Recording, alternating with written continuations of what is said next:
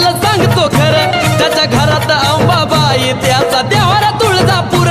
मग यारमाळ्याची येडू तुझी बहीण गधाकली, यारमाळ्याची येडू तुझी बहीण गधाकली.